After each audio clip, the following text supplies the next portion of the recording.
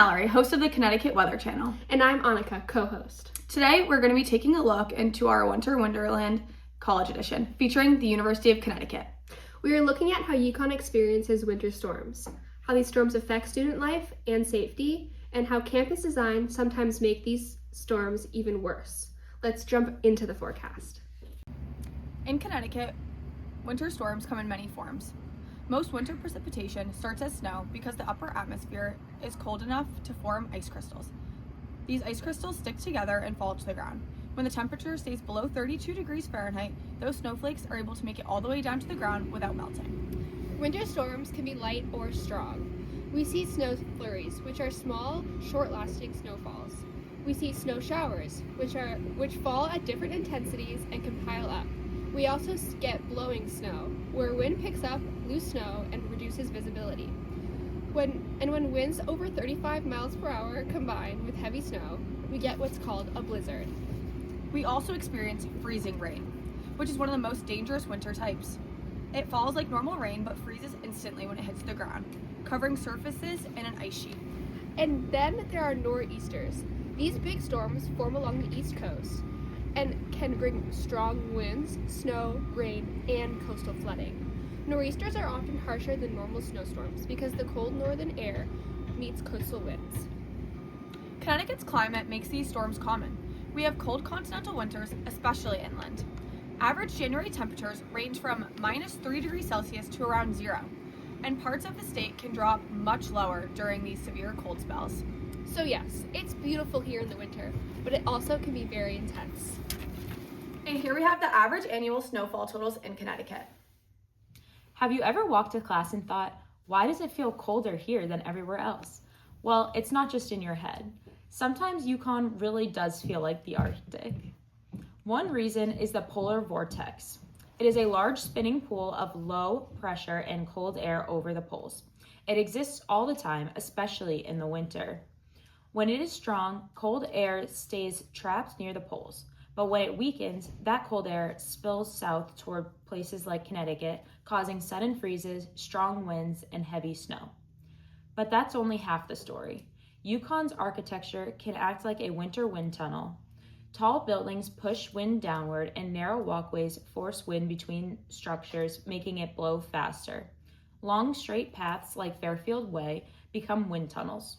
So the campus design actually intensifies the wind students feel. Winter storms can be dangerous, but at UConn, some features make winter weather more risky. We have sloped walkways around the Student Union in Horsebarn Hill, where melted snow runs downhill and freezes again. We have flat roofs on academic buildings where snow piles up instead of sliding off, which adds weight and creates leaks or ice dams. Also, buses struggle on icy hills where visibility drops and routes to rural lots are delayed or blocked. So, the way the campus is built can make a storm more hazardous than it would otherwise be.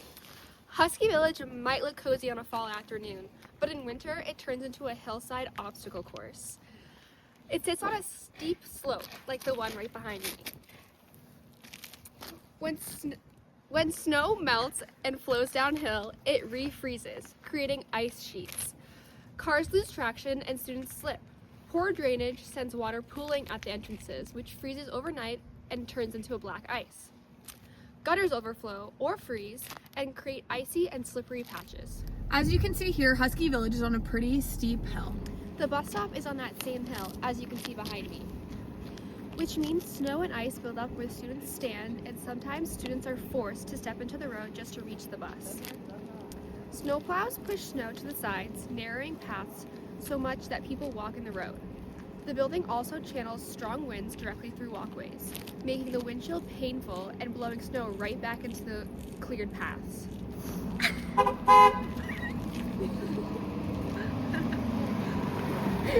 And when sidewalks get narrow, students step into icy edges just to pass other students. Husky Village in winter is basically a real-life version of Mario Kart Ice Track. I'm here live with a real UConn student. What are your experiences with icy winters here at UConn? Last year, it was so cold in the winter storm, so many icy hills. I slipped down the stairs and broke my tailbone. So bad. Wow, isn't that devastating? Busby faces its own set of winter struggles. The walkways and paths are slightly elevated, and when snow melts, it runs downhill and refreezes quickly, especially if they aren't being treated right away. Drainage is poor around doorways and courtyards, so puddles become invisible black ice. With all the frozenness on the ground, the slip and fall risk is so dangerous. Busby sits on a hill, so strong winds dump snow along sidewalks. Long paths to campus freeze fast because they are uncovered, and wind blows snow right across them. Students often cut across grass slopes that turn muddy or icy, and plows can't reach tight courtyard areas, so snow piles and lingers along blocked walkways.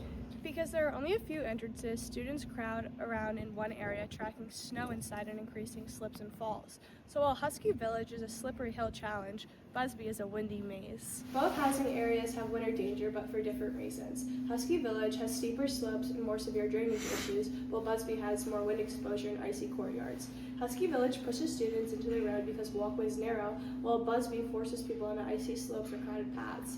In both cases, the infrastructure makes students more vulnerable to snow, ice, and the cold. As a part of this segment, we would like to propose some solutions to these problems. For Husky Village, installing heated sidewalks or pre-treatment systems on steep paths could keep ice from forming and improve traction. At Busby, textured rubber walkway coatings and edge drains would reduce slipping and stop water from refreezing. Additionally to that, fixing storm drainage at Husky Village and adding gutter heating cables would prevent black ice. For Busby courtyards, replacing solid concrete with permeable pavers and adding a central drain would keep the water from freezing our pathways. Improving the Husky Village bus stop by leveling the ground, adding anti-slip mats, and installing wind panels would make waiting safer. To protect Busby, angled roof panels and dense trees could block winds and reduce snow drifting. At Husky Village, creating designated snow storage zones and using smaller plows can keep sidewalks clear.